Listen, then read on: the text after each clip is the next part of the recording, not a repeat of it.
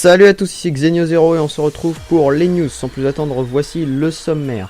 Au sommaire de ces news, dans les cartes graphiques, vous retrouverez du très lourd chez Asus. Dans la carte mère, vous retrouverez Saphir, et non, ce n'est pas un fake. Dans le boîtier, vous retrouverez une armée de Fractal Design. Dans les processeurs, on n'a rien cette semaine. Dans la ventilation, on a du LEPA et on a pas mal de custom. Dans l'alimentation, on n'a rien cette semaine. Et dans les HDD et SSD, nous avons du Crucial.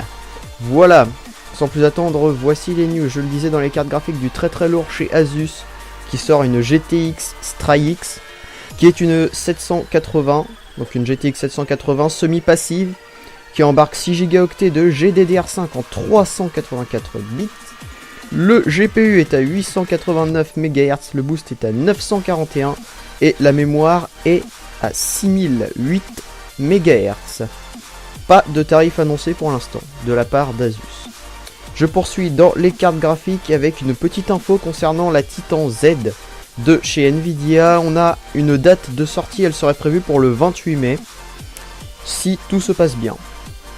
Je poursuis dans la carte mère avec Saphir, et non, ce n'est pas un fake, il y a bien une carte mère chez Saphir, c'est la Pure Black Z97A. Cette carte mère embarque 5 SATA, 2 USB 3. Le Bluetooth est intégré à la carte mère, ce qui est quand même pas trop mal. Elle dispose d'un afficheur postcode et d'un bouton on-off directement dessus pour éviter de passer par le boîtier. En parlant boîtier, tiens, justement, on enchaîne chez Fractal Design qui passe sa gamme de Core en Core X5.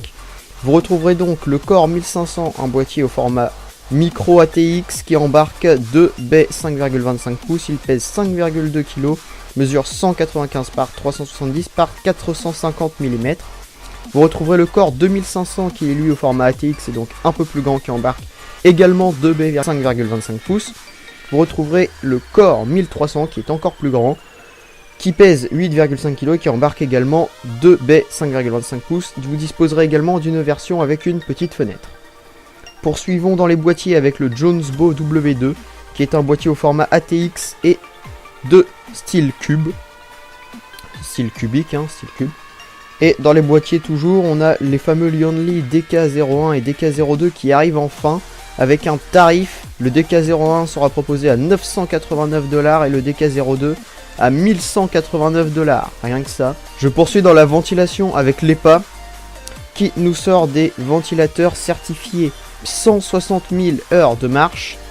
Donc il y en a 4 nouveaux en 120 mm, hein.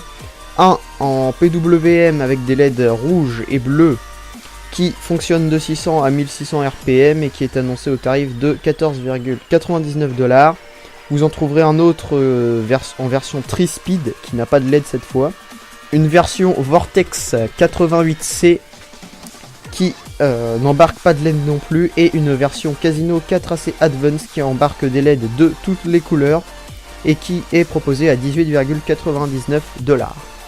Je poursuis dans le custom avec un waterblock pour CPU chez Performance PC, entre autres, qui offre la possibilité de personnaliser le SwiftTech Apogee XL pour le mettre soit aux couleurs de Rogue ou soit aux couleurs des Gaming Series de chez MSI, ce qui est pas trop mal. Comptez tout de même 74,95 $ pour le waterblock.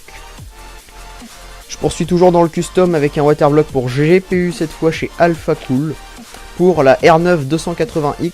Et dans le custom, vous retrouverez également chez XSPC un waterblock GPU pour la R9 295 X2 qui est fourni avec une backplate, hein, pas trop mal, faut le dire. Et je poursuis encore dans le custom avec encore un waterblock pour GPU, cette fois-ci pour une carte graphique en particulier, la GTX 770 HOF, donc de Galaxy. Et Galaxy sort ce waterblock qui est blanc, tiens, pour changer. Ça change de ce qu'on connaît. Et je finis donc sur les SSD chez Crucial qui sort un MX100 NAND 16. Voilà, c'est tout pour les news de cette semaine. Je vous dis à la semaine prochaine pour de nouvelles news. Allez, salut.